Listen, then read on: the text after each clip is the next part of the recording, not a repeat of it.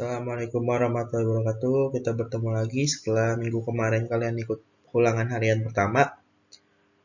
Kita akan lanjut lagi di bab 4 tentang keberagaman masyarakat, tentang upaya pencegahan konflik yang bersifat sara. Mari kita lanjut.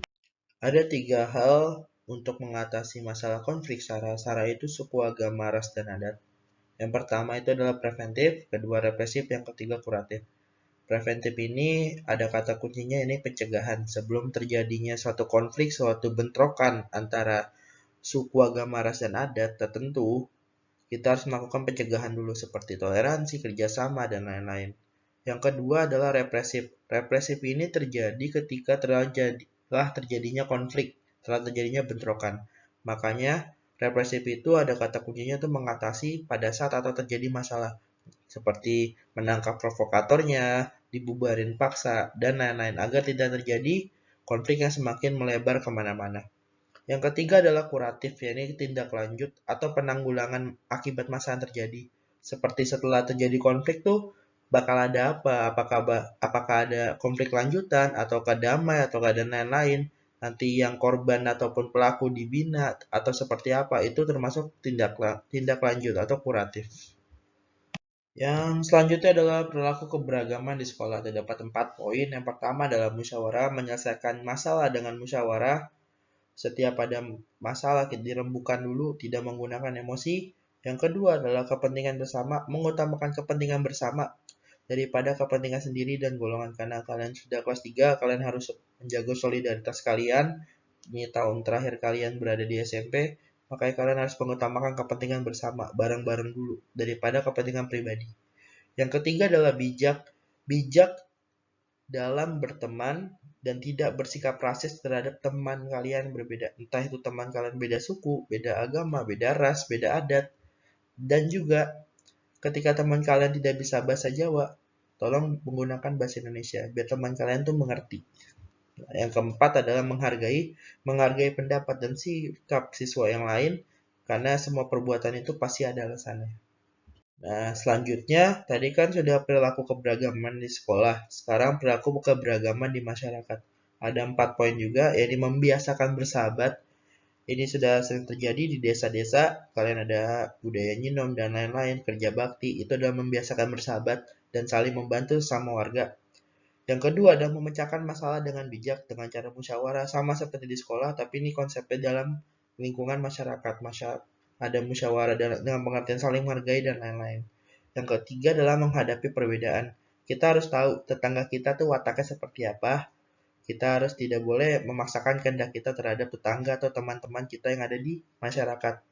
Yang keempat adalah paham, berkarakter, dan berpikir positif. Kita harus tahu nih, karakter tetangga kita tuh seperti apa. Dan kita juga harus selalu berpikir positif atas suatu kejadian yang terjadi dalam masyarakat. Nah, selanjutnya perilaku keberagaman dalam konteks bangsa dan negara. Yang pertama, tidak memandang rendah budaya lain dan menganggap budaya sendiri paling baik. Sikap etnosentrisme kita harus dihilangkan. Dan juga kita juga harus bijak dalam bermedia sosial, tidak boleh mengucapkan kata-kata kotor, kita tidak boleh mengucapkan kata-kata rasis kepada orang lain. Yang kedua adalah menerima keragaman suku, bangsa, budaya, dan mengembangkan budaya daerah yang luhur. Saya yakin di setiap budaya dari suku di Indonesia tuh pasti memiliki hal yang baik. Dan hal yang baik itu harus kita kembangkan agar Indonesia tuh menjadi lebih beragam. Yang ketiga adalah mengutamakan negara di atas kepentingan daerah ataupun suku.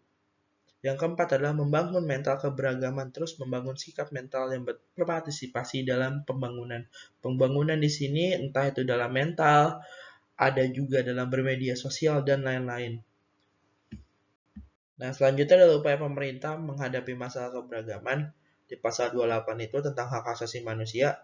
Saya hanya mengambil 4 aja. Yang pertama pasal 28A, siap orang untuk berhak hidup dan berhak mempertahankan kehidupannya.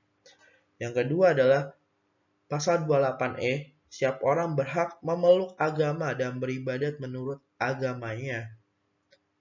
Yang ketiga adalah pasal 28I, siap orang berhak untuk tidak disiksa dan tidak diperlakukan secara diskriminasi. Dalam hal ini berarti orang-orang itu berhak untuk tidak diperlakukan rasis, diskriminasi, dan lain-lain. Yang terakhir ada 28J, penegakan hak asasi manusia adalah tanggung jawab negara, dan setiap orang wajib menghormati hak asasi manusia.